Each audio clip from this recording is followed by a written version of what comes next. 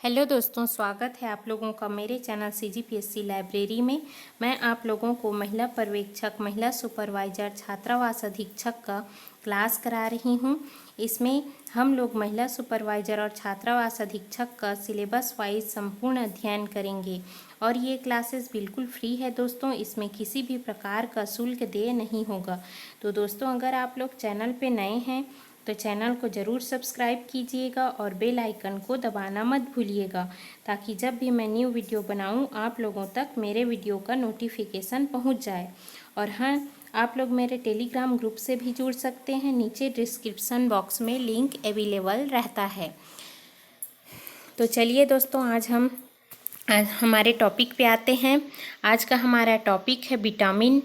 तो दोस्तों, विटामिन से जो है हमें किसी भी एग्ज़ाम में क्वेश्चंस देखने को मिल जाते हैं और यह महिला पर्यवेक्षक में 3 से 4 क्वेश्चन इसके आने की संभावना रहते हैं दोस्तों।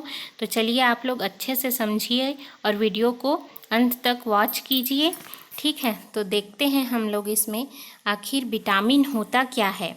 यह एक प्रकार का कार्बनिक यौगिक है जो शरीर की सामान्य वृद्धि तथा रोगों से रक्षा के लिए आवश्यक होता है। मतलब कि रोगों से लड़ने के लिए हमारे शरीर में यह बहुत ही आवश्यक होता है, ठीक है। और यह एक कार्बनिक यौगिक है, इसे विटामिन कहा जाता है। इसकी कमी से शरीर किसी न किसी रोग का शिकार हो जाता है। अगर हमें विटामिन्स की कमी हो जाती है तो हमारा जो है शरीर किसी भी प्रकार के रोग से ग्रसित हो सकता है, ठीक है दोस्तों। यह शरीर के उपापचय में रासायनिक प्रतिक्रियाओं के नियमन के लिए आवश्यक होता है। अब देखिए, धात्री अवस्था में 0.3 मिलीग्राम 0.9 मिलीग्राम तक अतिरिक्त थायमिन, राइबोफ्लोविन, निकोटीन एसिड की आवश्यकता होती है। विटामिन शब्द का परिचय 1912 में किसने दिया? फंक ने दिया, ठीक है। विटामिन कार्बनिक पदार्थ है जो पशुओं, कुछ जीवाणु तथा सूक्ष्म जीवों के शरीर की सामान्य वृद्धि तथा विकास के लिए आवश्यक होते हैं। किसी विशेष विटामिन की कमी एक विशेष रोग को उत्पन्न करती है, जिसका उपचार केवल विटामिन ग्रहण करके ही किया जा सकता है, ठीक है। तो देखिए, विटामिन की कमी से होने वाले रोग के नाम। तो देखिए दोस्तों, इसमें विटामिन ए का नाम व सूत्र हमें दिया गया है। विटामिन ए का नाम और सूत्र क्या होता है? इसे रेटिनॉल या एक्सेरोफाइटॉल कहते हैं। कार्बन 20, हाइड्रोजन 30 और ऑक्सीजन, ठीक है।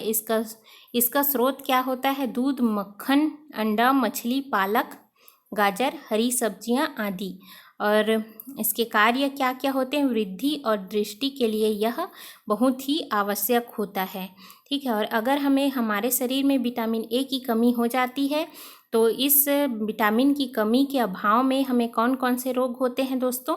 तो विटामिन ए की कमी में हमें रतौंधी हो जाता है, जीरोपथैलेमिया हो जाता है और शारीरिक वृद्धि भी इससे ग्रसित होता है, ठीक है।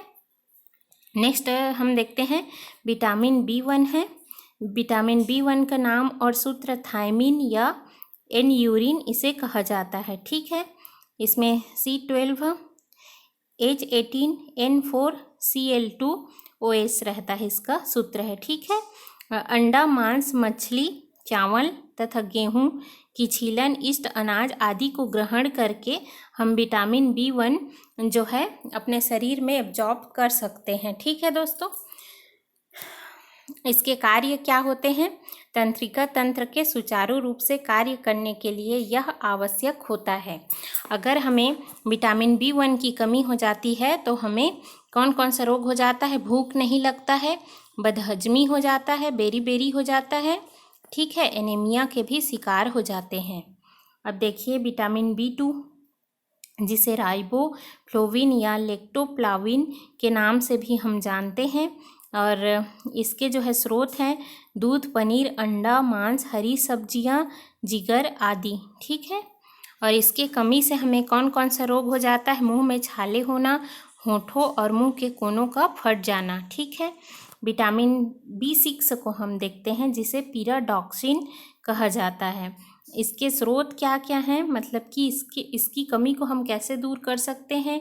गेहूँ, मक्का, चावल की चोकर, मांस, मछली, यकृत, अंडा आदि का सेवन करके इसकी कमी को दूर किया जा सकता है। ठीक है, इसका मेन कार्य क्या होता है, विटामिन B6 रक्त बनने में सहायक होता है दोस्तों। अगर इसकी कमी हो जाती है तो हमें रक्त की कमी हो जाती है। ठीक है, विटामिन B12 को साइनोकोबालामिन कहा जाता है।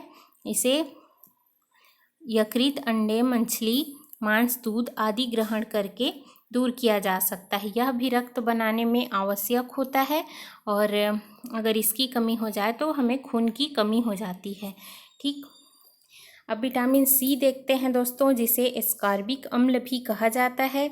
और विटामिन C की कमी से हमें हड्डियों का भंगुर हो जाना, मतलब हमारे हड्डी जो है बहुत कमज़ोर हो जाते हैं, जोड़ों में दर्द होता है, पायरिया और स्कर्वी रोग हमें हो जाता है।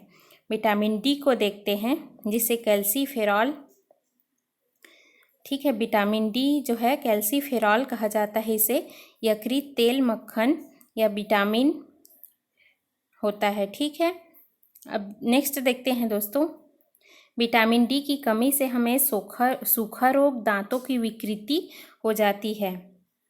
और विटामिन E, जिसे अल्फा टोकाफेरॉल कहा जाता है, ठीक है, इसकी कमी से हमें, विटामिन E की कमी से हमें बंध्यता उत्पन्न होता है।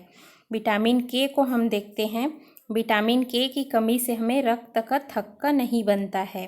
ठीक है, तो चलिए दोस्तों, इसमें हम लोग एक बार और देख लेते हैं। विटामिन A की कमी से हमें क्या हो जाता है, रतौंधी, जीरोथैलेमिया हो जाता है। ठीक है, विटामिन B1 की कमी से हमें बेरी होता है। और विटामिन B2 की कमी से हमें मुंह में छाले होना, होठों के फटना और मुंह के कोनों का फटना हो जाता है। B6 और B12 से हमारे शरीर में रक्त की कमी हो जाती है। विटामिन C की कमी से हमें स्कर्वी रोग हो जाता है। और विटामिन D की कमी से सूखा रोग और दांतों की विकृति उत्पन्न होती है। विटामिन E की कमी से हमें बंध्यता उत्पन्न हो जाता है। और विटामिन K की अगर शरीर में कमी हो जाए तो रक्त का थक्का नहीं बनता है। ठीक है, तो कौन से विटामिन की कमी से कौन से रोग हो जाता है, इसके बारे में ज़रूर याद रखिएगा दोस्तों। इतना मैं बताई हूँ, उसमें से 2 से 3 क्वेश्चन आ जाएगा आप लोगों का महिला पर्यवेक्षक में। देखिए, इसमें बता दिया गया है कि वसा में विलेय उदाहरण vitamin A, D, E, A होते हैं, मतलब कि जो वसा में घुलनशील होते हैं उनका जो है नाम दिया गया है vitamin A, vitamin D, E और A जो है वसा में घुलनशील होते हैं दोस्तों।